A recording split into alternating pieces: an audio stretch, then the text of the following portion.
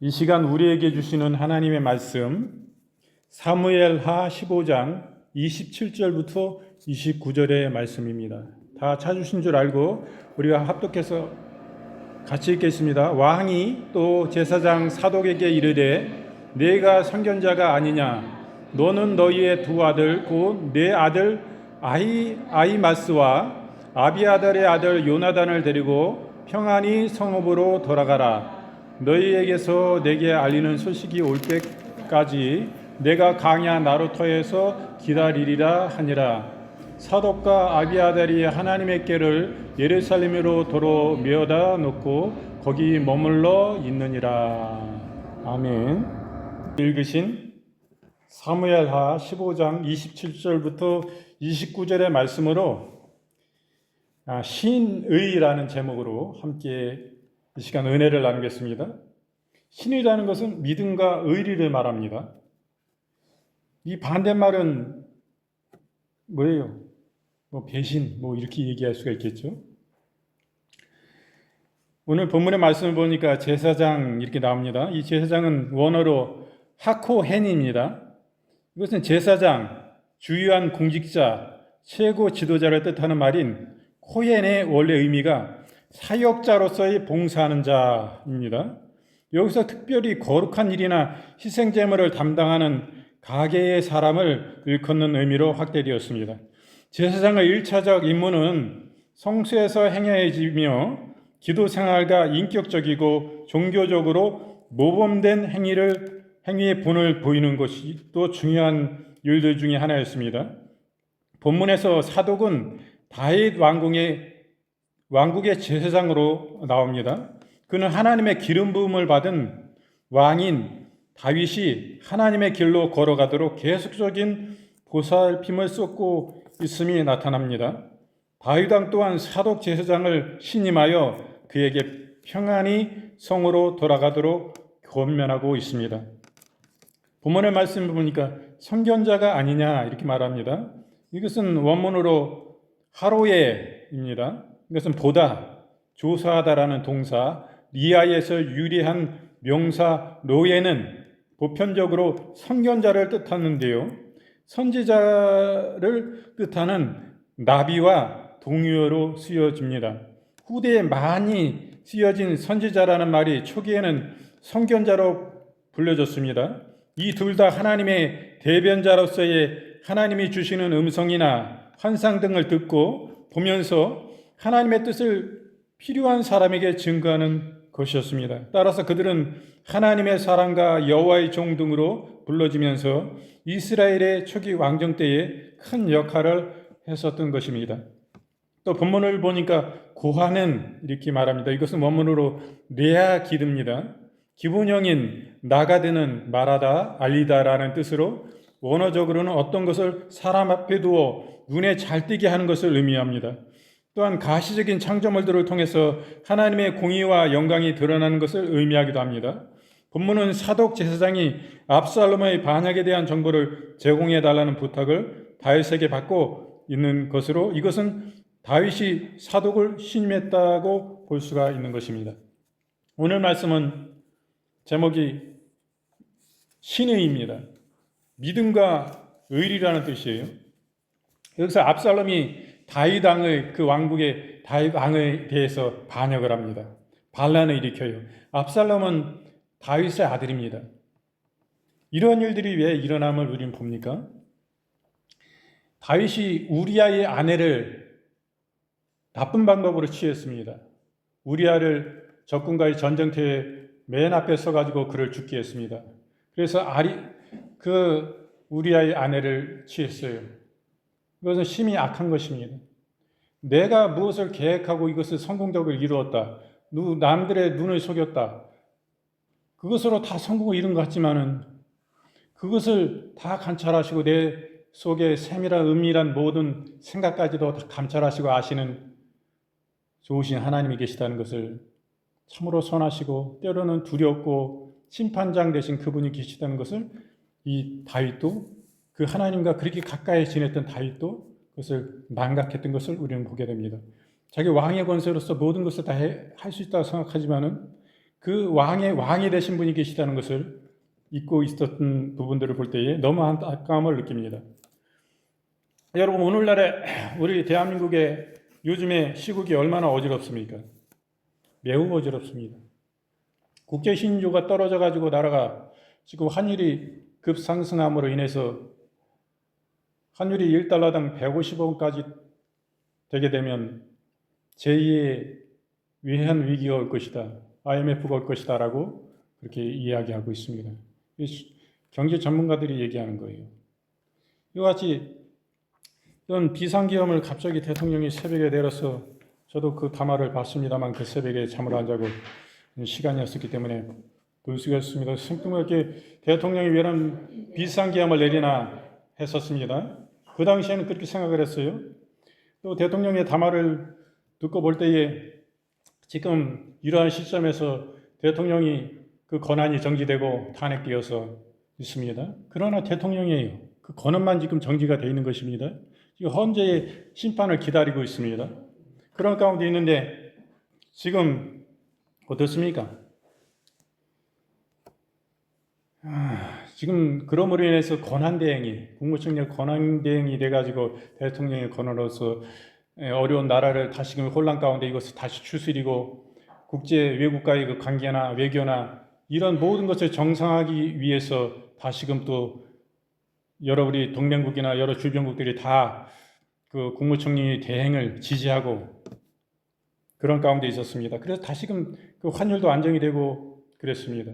여러분, 우리가 환율이 막 미국 돈에 비해서 가치가 떨어진 것이 환율 상승이라고 그래요. 우리의 돈이 가치가 떨어졌습니다. 안정성이 없기 때문에 외국의 기관이나 투자자들이 우리나라를 믿을 수가 없는 거예요. 앞으로 나라가 어찌 될 것인가 믿을 수가 없어요.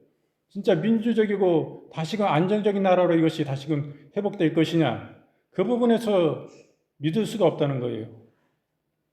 지금 국무총리까지 탄핵이 됐어요. 또 거대 야당의 그 정치는 실종이 되고 이번 정부에 들어서 예전에는 없었던 30차례 가까운 탄핵을 남발했습니다. 국정을 마비시키고 행정이 일을 할 수 없을 정도로 마비가 되어 왔어요. 참으로 실망스러운 것은 이번에 자신들의 말을 안 듣는다 해가지고 국무총리 대행까지 탄핵을 시켰습니다. 그래서 환율이 엄청 떨어졌어요. 엄청 올라갔어요. 그래서 우리 돈의 가치가 완전히 떨어졌습니다. 그럼 우리는 다 국제기류를 연결되어 있는 이런 세상이기 때문에 우리가 원유나 석유를 수입해 오지 않습니까? 밀가루나 여러 식품의 원자재를 수입하지 않습니까? 그거 가지고 과자도 만들고 우리 생필품에 여러 가지 모든 먹거리를 만들고 이런 부분이 굉장히 중요한 부분인 것입니다.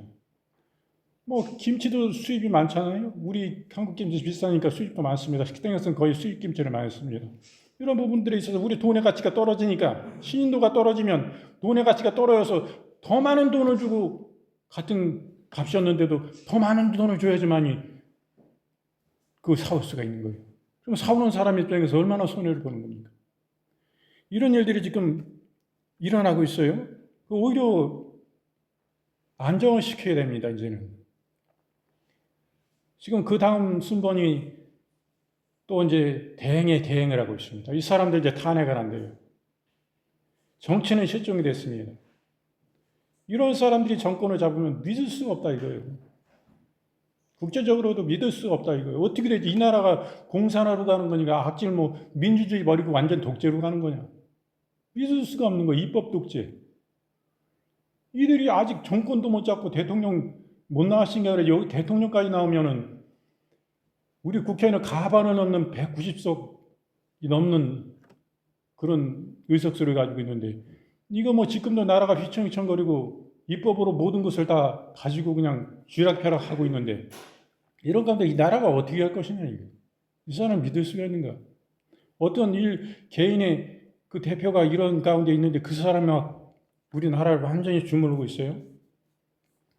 왜 대화로, 협력으로, 타협으로, 서로 존중으로 이렇게 해야 되는 것입니다.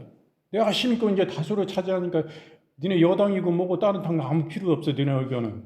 이게 독재화 가는 게 옳은 게 아니에요. 그리고 국회의장이라는 사람은 자기가 중심을 잡아야죠. 왜 당직을 버리고 그 자리에 있습니까? 그러면 중심을 잡아야 돼요. 공정한, 이게 어떤 게 옳고 바른가를 보고, 아무리 내가 야당 사람이었어도 난 이제 야당 버리고 진짜 우리나라가 어떻게 가야지 잘 되고 우리 국민이 어찌하면 잘 살 것인가, 그 기준을 둬서 굉장히 중요한 자리에 있잖아요. 그러면 여야 합의해 가지고 오세요. 그렇지 않으면 이거 내가 이거 여기서 이거 국회의장의 봉을 누르기가 없습니다.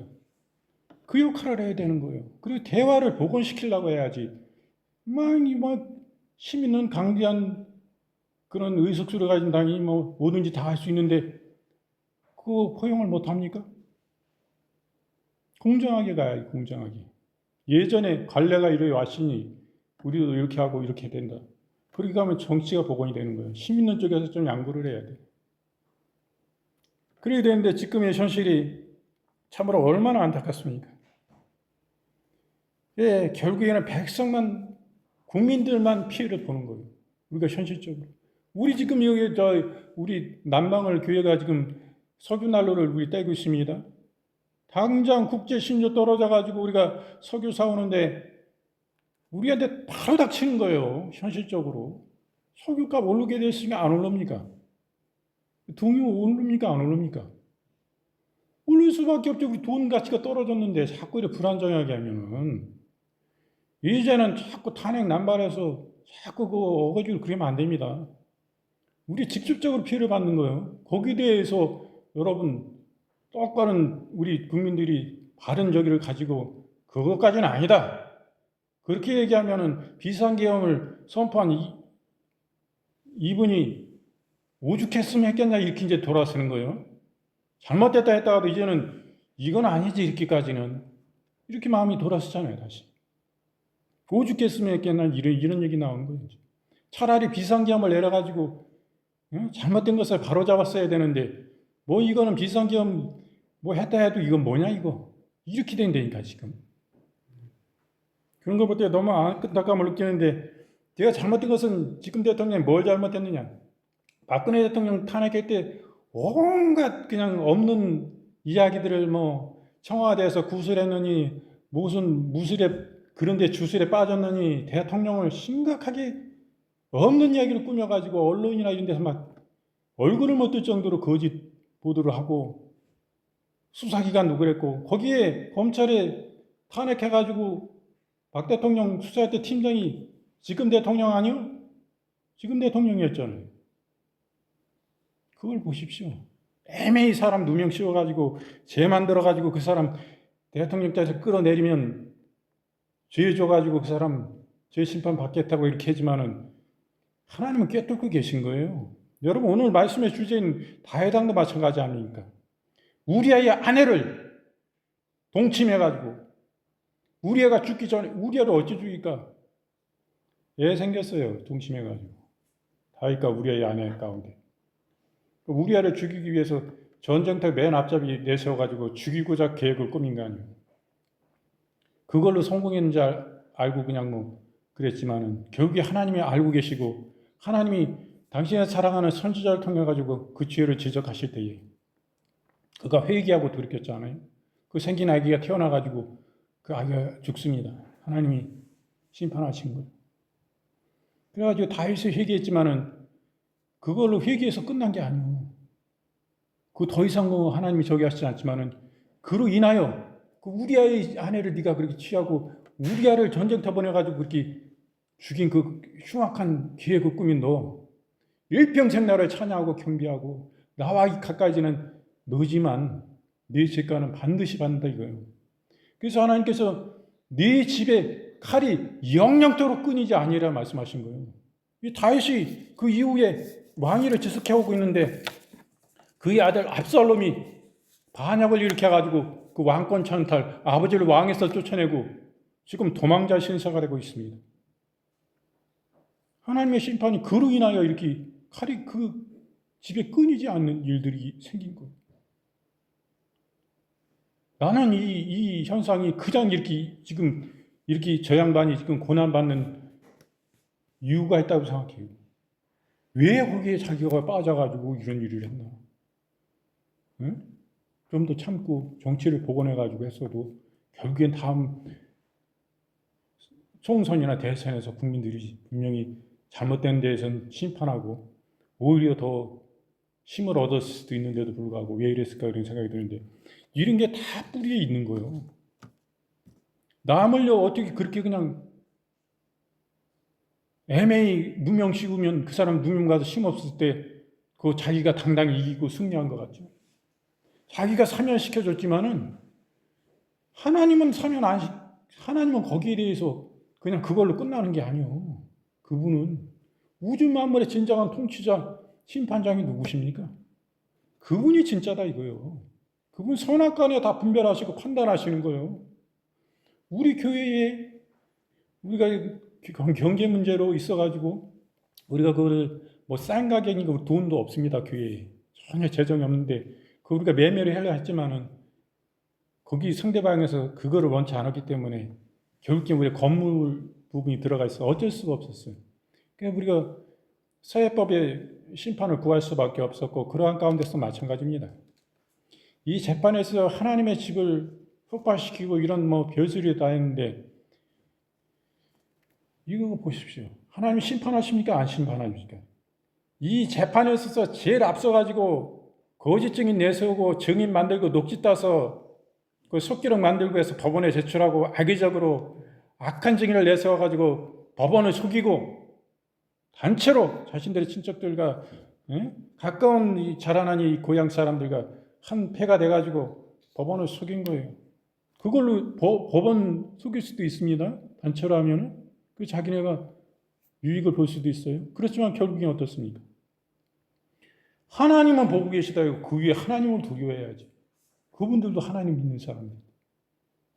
믿음 안에 있는 사람들인데 어찌 그럴 수가 있습니까? 적은 거예요. 우리가 찾은 게 많은 거 아니에요. 1.5평입니다. 1.5평. 1.5평 그거 우리가 찾은 거예요.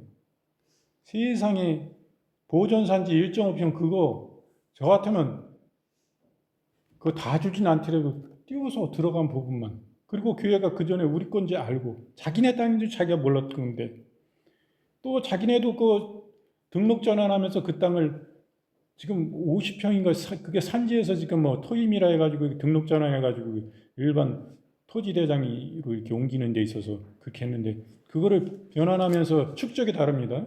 그래서 다시 그 집 측량했을 때 52평이 늘어났어요 그 땅이. 아유 그랬습니다.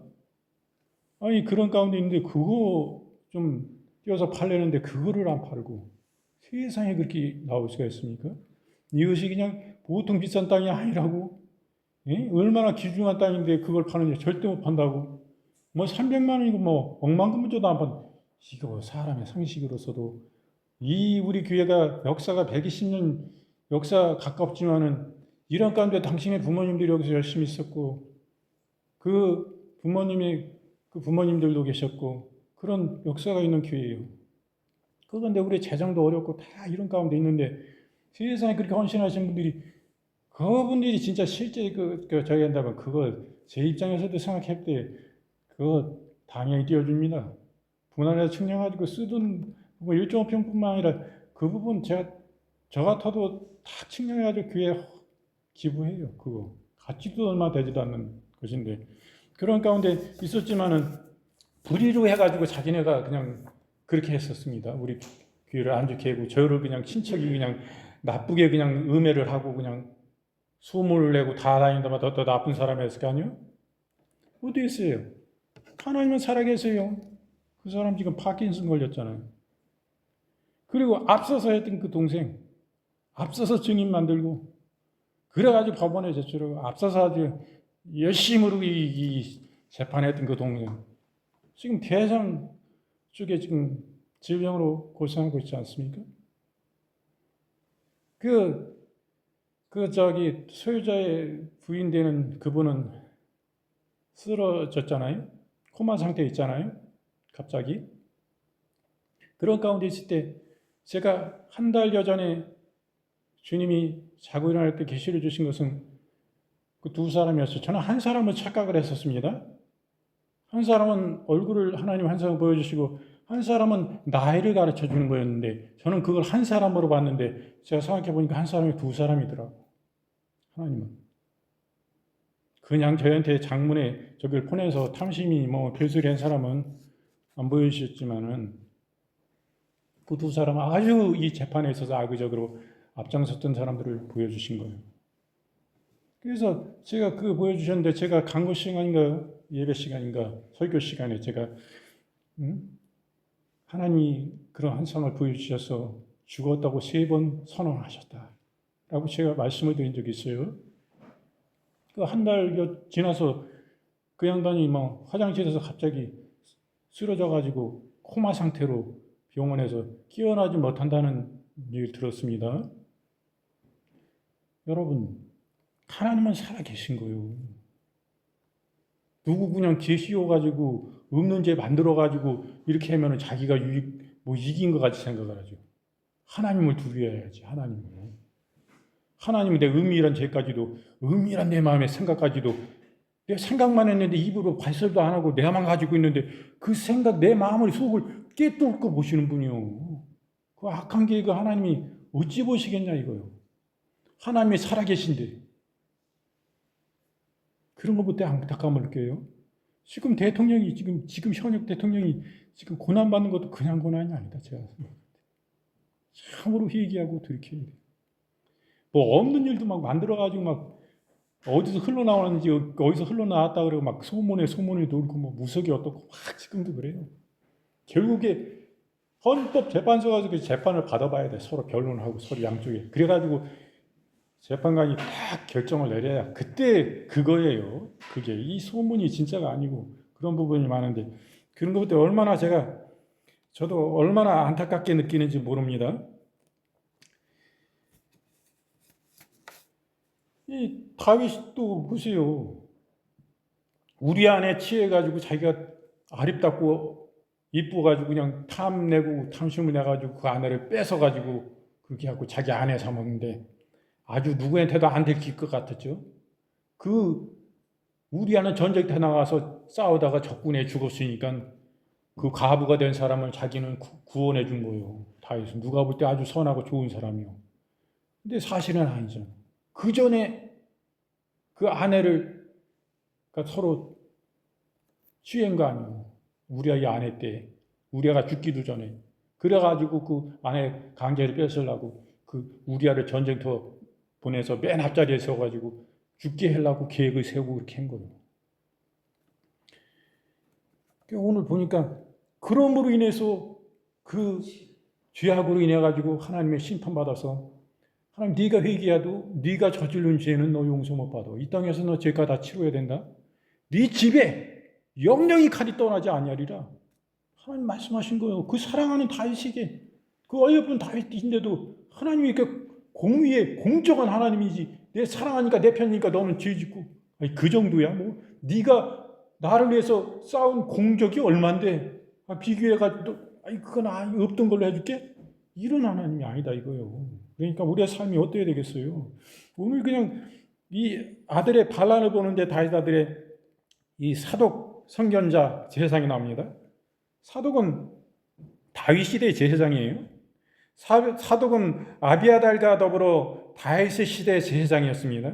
그는 최초의 제사장 아론의 아들 엘르아살의 후손으로서 아히두비의 아들이었습니다. 그리고 그는 의롭다는 뜻의 그의 이름을 말해주듯이 의롭고 신실한 인물이었습니다. 이러한 사독이 의롭고 신실한 성품은 다윗의 위기와 시련 가운데 더욱 빛이 났습니다.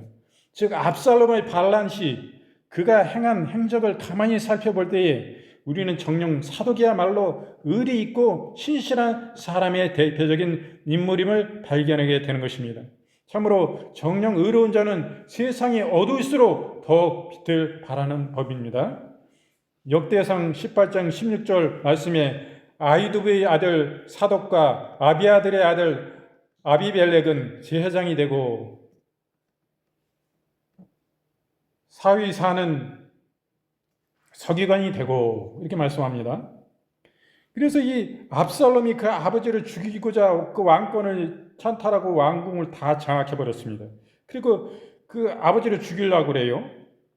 그래서 다윗은 도망을 갑니다. 사랑하는 아들 압살롬을 뜻하지 않은 발라는 아버지 다윗에게는 충격 이상이었겠죠. 아들이 죽이려고 칼들고 쫓아오는데 이거야말로 진짜 내가 잘못 살았거든. 내 인생이 이게 뭐냐 이거. 아들놈이 나를 죽인다고? 아들이 날 죽여? 내 인생에 살 이유가 뭐가 있나? 이게 더 살 이유가. 이거야말로 얼마나 가슴이 찢어졌겠습니까? 그는 초지에 반란에 직면해가지고 허겁지겁 예루살렘 성을 빠져나갔습니다. 그리고 압살롬은 순식간에 예루살렘의 성을 점령했어요. 이제 다윗은 왕위를 잃었습니다. 아니, 왕위를 잃은 정도가 아니라 생명의 위태한 지경에까지 이르렀습니다. 바로 이 순간에 사독 선지자는 다윗이 동향자가 되었어요. 많은 세상의 사람들이 다윗을 대적하고 압살롬의 수하에서 입신 영달을 꿈꿨습니다.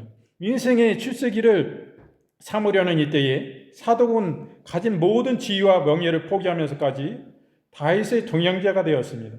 심지어 다윗과 더불어 생명까지도 포기할 작정을 하고 말았습니다. 지금 대통령이 이러한 위경 가운데 있는데 지금 대통령의 그 은혜를 입은 사람들도 반대로 들어서는 사람들이 있습니다. 이런 일은 참으로 아름답지가 않습니다. 보기에 너무 좋지 않습니다. 어떠한 지경에 있든지 참으로 이러한 일들을 봅니다. 마태복음 16장 24절 말씀에 이에 예수께서 제자들에게 이르시되 아무든지 나를 따라오려거든 자기를 부인하고 자기 십자가를 지고 나를 쫓을 것이니라 이렇게 말씀합니다. 끝까지 충성해야 됨을 말씀해 주시는 것입니다. 계시록 2장 10절 말씀에 내가 장차 받을 고난을 두려워 말라. 볼지어다 마귀가 장차 너희 가운데 몇 사람을 옥에 던져 시험을 받게 하리니 너희가 10일 동안 환난을 받으리라. 내가 죽도록 충성하라. 그리하면 내가 생명의 면류관을 내게 주리라. 이렇게 말씀합니다. 이 사독 선지자는 도주하는 다윗을 끝까지 쫓았습니다. 그러나 그는 단지 몸만 쫓아간 것이 아닙니다. 제사장으로서 하나님의 언약궤를 메고 다윗을 쫓았습니다. 그리고 다른 모든 레위인들도 같이 하였습니다. 실로 사독 제사장은 다윗을 쫓되 하나님의 임재처소인 언약궤를 메고 다윗을 쫓았습니다. 그 이스라엘의 진정한 왕의 정통성은 바로 그 궁궐을 빼앗기고 왕위를 찬탈당한 것 같지만은 하나님의 언약궤가 함께했기 때문에 그 정통성은 아직도 다윗에게 있음을 보게 되는 것입니다. 이 다윗과 더불어 함께 하기를 간절히 사독은 원했습니다. 그는 정녕 자신의 군주가 원하는 것이 무엇인지 분명히 알고 있었어요. 비록 아들로부터는 반란을 당하고 쫓겨났지만은 하나님 앞에 쫓겨나기를 원치 않는 다윗입니다. 사독은 이런 다윗에게 하나님의 언약궤를 가져다 줌으로써 위로하고 격려했습니다. 정녕 사독은 어려운 자의 아픈 것을 정확하게 파악하고 위로할 줄 아는 지혜로운 위로자였던 것을 우리는 보게 됩니다. 이사야서 61장 1절부터 2절 말씀에 주 여호와의 신이 내게 임하였으니 이는 여호와께서 내게 기름을 부으사 가난한 자에게 아름다운 소식을 전하게 하려 하심이라.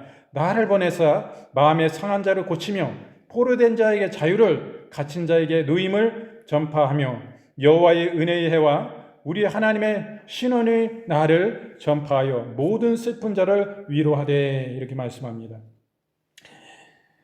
다윗을 쫓은 이 사독은 다윗의 권유를 받았습니다. 즉 다윗은 하나님의 법궤가 예루살렘을 떠나서는 안 된다고 하여서 사독으로 하여금 다시금 예루살렘으로 돌아가도록 하였습니다.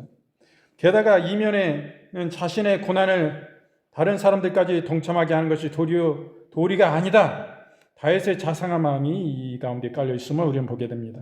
실로 위기에 처한 군주를 끝까지 쫓는 사독의 신의도 뛰어나지만은 위기 가운데서도 먼저 하나님의 거룩함을 생각하고 또한 아랫사람을 고충을 생각할 줄 아는 다윗은 참으로 훌륭한 군주였습니다. 정녕 이런 훌륭한 군주 아래 또한 사독과 같은 훌륭한 사람이 나타난 것들을 우리는 보게 되는 것입니다.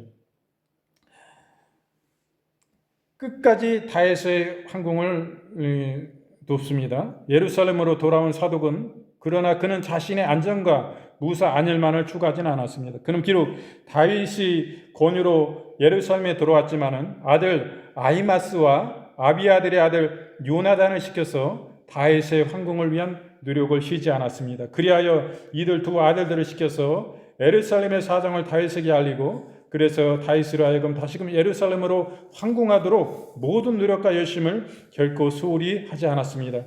이처럼 사독은 한번 품은 신의를 결코, 그 믿음과 의리를 결코 저버리지 않고 끝까지 의리를 지킬 줄 알았습니다. 고린도전서 4장 2절 말씀에 그리고 맡은 자에게 구할 것은 충성이니라 이렇게 말씀합니다. 끝까지 충성함에 대해서 말씀해 주신 것입니다. 누가복음 19장 17절 말씀에 주인이 이르되 잘하였도다 착한 종이요 내가 지극히 작은 것에 충성하였으니 열국의 권세를 차지하리라 이렇게 말씀합니다. 충성한 자에게 주실 상급에 대해서 밝히 말씀해 주시고 계신 것입니다. 다윗을 향한 사독의 신의는 다윗 당대를 넘어 다윗의 후대까지 계속됩니다.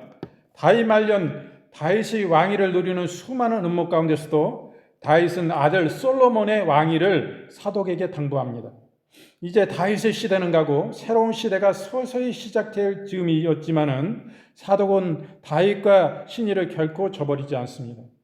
아무리 시대가 바뀌어도 신의는 변할 수가 없는 것이 사독의 지론이었습니다.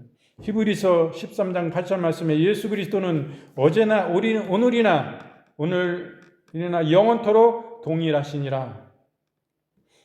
바로 주님도 변치 않는 주님이심을 우리는 보게 되는 것입니다. 다윗의 당부를 받은 사독은 많은 밤대와 도전에 무릅쓰고 끝끝내 솔로몬에게 기름 부음을 부어 왕으로 삼았습니다. 이때 사독과 더불어 제사장으로 있던 아비아들은 다윗을 배신하고 아도니아의 왕위를 찬탈 음모를 가담했습니다. 그렇지만 사독은 친구요 동료인 아비아달과의 오랜 우정을 버리면서까지 다윗에게 충성하였고 그리하여 솔로몬에게 기름을 부어 왕으로 삼았습니다. 실로 하나님 앞에 신의와 믿음을 지키다 보면은 이렇게 세상 친구도 잃고 또 때로는 오랜 우정도 저버릴 수밖에 없는 어려움을 겪게 됩니다. 그러나 이 모든 것보다도 하나님 앞에 참된 믿음과 신의를 지키는 것이 더욱 중요함을 명심해야 되는 것입니다. 열왕기상 1장 33절부터 34절 말씀에 왕이 저희에게 이르되 너희는 너희 주의 신복들을 데리고 내 아들 솔로몬을 나의 노새에 태우고 기온으로 인도하여 내려가고 거기서 제사장 사독과 선지자 나단은 저에게 기름을 부어 이스라엘 왕을 삼고 너희는 양각을 불며 솔로몬 왕의 만세를 부르고. 이게 다윗이 사독과 나단 선지자에게 그 왕위를 솔로몬에게 물려주라, 자신의 아들 솔로몬에게 물려주라고 말씀하시는 겁니다. 그 아버지를 반역하고 아버지의 왕권을 빼앗고 아버지를 죽이려 한 압살롬에게 왕위를 물려주려 한 것이 아니라 그 아들 솔로몬에게 왕위를 물려주라는 이런 말씀하고 계심을 보게 됩니다. 강제로 빼앗을 수가 있는 것입니까? 그 왕위는 누가 세웁니까? 하나님이 세우시는 거예요. 하나님이 기름을 부어주셔야만이 진정한 왕이 되는 것입니다. 그런 것을 볼 때 얼마나 안타까움을 보게 되는지 모릅니다. 사독은 아비아들과 더불어 다윗 시대의 제사장이었습니다. 그러나 솔로몬의 왕이 지기를 계기로 아비아들은 제사장 자리를 박탈당했습니다. 이유가 무엇입니까? 솔로몬의 정적 아도니아를 지지했다는 이유로 아비아들은 결국 제사장 직분을 그만두어야 했습니다. 반면에 사독은 다윗 시대뿐만 아니라 솔로몬 시대까지도 충성을 변치 않았습니다. 그 결과는 어땠어요? 사독은 솔로몬 시대의 유일한 제사장 가문을 형성했습니다. 구의 신약 시대에 이스라엘의 로마에게 멸망당하는 순간까지 사독 가문은 제사장 계열을 형성했습니다. 정령 끝까지 충성하는 자는 이렇게 축복을 누리게 되는 것을 우리는 보게 되는 것입니다. 계시록 2장 10절 말씀에 내가 장차 받을 고난을 두려워 말라. 볼지어다 마귀가 장차 너희 가운데서 몇 사람을 오게 던져 시험을 받게 하리니 너희가 10일 동안 환난을 받으리니 내가 죽도록 충성하라. 그리하면 내가 생명의 면류관을 내게 주리라. 계시록 20장 4절 말씀에 또 내가 보좌들을 보니 거기 앉은 자들이 있어 심판하는 권세를 받았더라. 또 내가 보니 예수의 증거와 하나님의 말씀을 인하여 목배임을 받은 자의 영혼들과 또 짐승과 그의 우상에게 경배하지도 아니하고 이마와 손에 그의 표를 받지도 아니한 자들이 살아서 그리스도와 더불어 1000년 동안 왕노릇하리니. 왕노릇하니 말씀합니다. 여러분, 오늘 말씀을 통해 가지고 우리가 이 시대에도 느끼는 부분이 많습니다. 느끼는 부분이 많아요. 아니, 지금 이러한 위경의 나라가 있는데 얼마나 언론들과 반대 언론들은 반대쪽에서 했던 언론들은 원래부터 그랬던 거니까 그래 이해가 됩니다만은, 그렇지 않았던 언론들까지도 다 유언비어와 같은 어떠한 검증되지도 않은 것을 막 발언, 언론이 참으로 국민을 대변하는 것인데도 불구하고 국민의 귀를 오히려 심히 시끄럽게 하는 그런 일들을 봅니다. 우리는 그것을 분별하여 볼 수가 있어야 돼요. 그냥 그대로 다 지금 들어서는 안 됩니다. 지금 이러한 때에는 분별해야 돼요. 박 대통령 때 우리 봤지 않습니까? 어떠한 일들이 있었는데 사실 실제적인 아닌 일들을 다 그렇게 하고 사람을 그냥 얼굴을 들고 다니지 못하게끔 이렇게 만드는 이런 일은 있어서는 안 됩니다. 그 명예를 훼손할 뿐만 아니라 얼마나 많은 그 당사자 입장에서는 얼마나 죽고 싶은 그 심정으로 그 상처를 받겠어요. 그런 가운데 있는데 우리가 이것을 유의해야 되고, 우리는 진짜 나라와 민족을 위해서 우리가 기도해야 될 때인 것입니다. 반칙 써서는 안 돼요.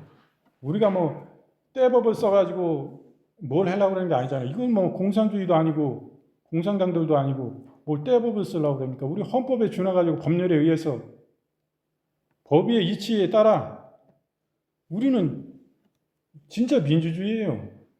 그렇게 가야지. 이게 다 수사나 모든 거에서 조사를 통해 가지고 밝혀질 일들이고, 거기에 대해서 잘못된 부분이 있으면 죄를 받고, 또 이거 아닌데 죄를 씌웠다 이러면 안 되잖아요. 그래가지고 바른 분별이 있어야 되고 그래야 됩니다. 근데 같은 쪽에 계셨던 분들이 지금 배신하는 걸 보면서 국민을 얘기하는데 국민이 어떤 사람이 국민입니까? 서로 다 상대 반대당이나 그렇지 않은 당이나 다 그래요. 좌나 우나 다 누굴 바라보고 국민이라고 그러니까 자기 당원들, 자기 지지자들을 바라보고 다 국민이라고 그래요. 안타까움을 느낍니다. 왜 이렇게 나라가 좌우로 나눠져 가지고 그렇습니까? 저는 안타까움을 느끼는데 왜 그러냐? 우리는 좌우를 떠나서 예수 그리스도의 기뻐하시는 쪽에 우리는 지지를 선언할 수밖에 없는 것입니다. 예수님이 기뻐하는 저는 어디예요?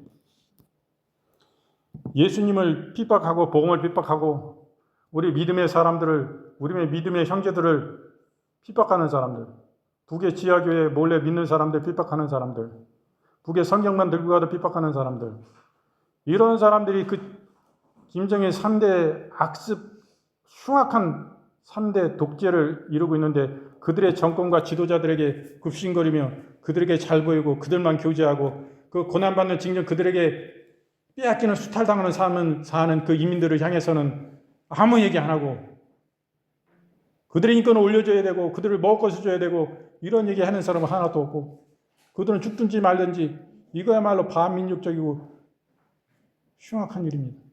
자신들이 그러한 이야기할 수 있는 대통령의 자리나 남한에 그러한 자리에 있으면서도 불구하고 위정자들과 장관 자리에 있으면서도 국회의원이나 당의 당수가 있는 사람들도 그런 얘기는 일절 하지 아니하고 입 닦는 사람들. 민족 반역자입니다. 그들이 부르짖는 민족 반역자가 누굽니까? 그게 민족 반역자예요. 진짜 거기서 예수님 믿어가지고 정치범으로 몰려서 성경 보다가 또 몰래 예배드리다가 붙잡혀가서 정치범 수용소에서 지금 이름 하랄 수 없는 노동에 시달리며 먹을 것도 없이 고난당하고 영양실조로 죽어가는 우리 그리스도의 형제여 자매들을 향해서 여러분 생각해 보십시오. 그들의 정권에 가까이 지나는 친북을 떠나서 정복하는 것이 이것이 옳은 것입니까? 이건 예수 그리스도를 치는 거예요. 그들이 고난받고 그들에게 채찍을 휘두르고 그들의 몽둥이로 그들을 가격하고 고문하는 그 정권에 향해서 가까이 지내는 것, 예수님을 모독하는 것이고 예수님을 향해서 지금 상처를 주고 예수님을 박해하고 예수님을 다시금 십자가에 못 박는 것입니다. 여러분, 우리가 분명히 봐야 되는 거예요. 이 손에서 봐야지. 뭐 여야고 뭐 어디 나 저기 저 아랫지방 출신이고 윗지방 출신이고 난 서울이야. 이거 무슨 적이었습니까? 내 부모는 그쪽이고 여기가 그게 뭐예요? 내 부모가 내 조상이 있기 전에 하나님이 계셨다는 거 알아야죠. 그 하나님의 만물을 창조하셔 내 조상도 창조하신 분이 그분이요. 우리가 그분께 갈 거예요. 결국에는 그분에게 와가지고 그분이 보내셔가지고 이 땅에 있지만 우리가 그분께 갈 건데 어느 편에 여러분 지금 지지할 거요? 예수님 핍박하는 무리들의 편에 서가지고 여러분 편들 거요? 우리 사모님 그 아랫지방 사람이요. 우리 저같이 우리 장인어른 저기 이제 기일이라 오늘 또 뭐 다 형제들이 모인다 했는데 거기 가면 다요 다. 우리 사모님 빼고는 다야. 그 아랫지방 겨우 다 거기 야 고수요. 우리 사모님 바본가? 저 사람 뭐 나한테 붙잡혀서 포로로 살아요? 저기 뭐 나한테 막 먹으라고 저한테도 뭐 목사님 잘못하고 있어요 이럴 수 있는 사람인데 뭐 제가 뭐 저 사람 포로 붙잡고 있어가지고 어쩔 수 없이 뭐 응? 그쪽 저기 안 됩니까?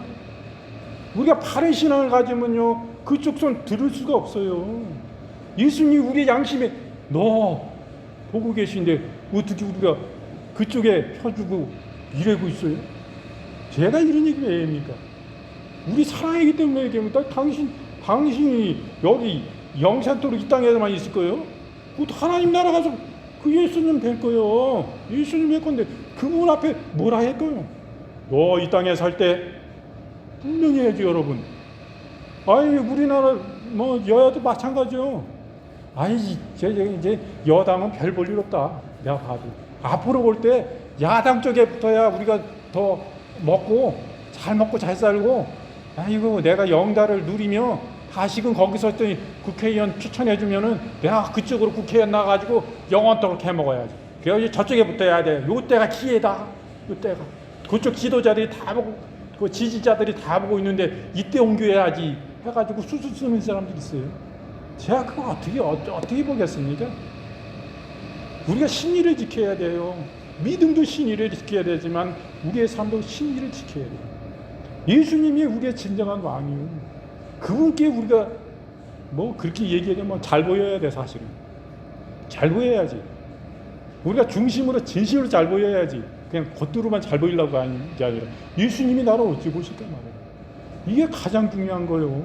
이게 그렇기 때문에 오늘 이 말씀을 통해 가지고 우리에게 참 이 시대에도 우리가 어느 편에 설 것인가, 어찌 살아갈 것인가, 어찌 이 시대를 바라볼 것인가, 그런 거에서 이렇게 볼 때에 참으로 우리의 교훈하신 바가 많아서 그런 말씀을 우리가 함께 나누며 함께 은혜를 나누었습니다. 말씀 좀 모두 마치고요.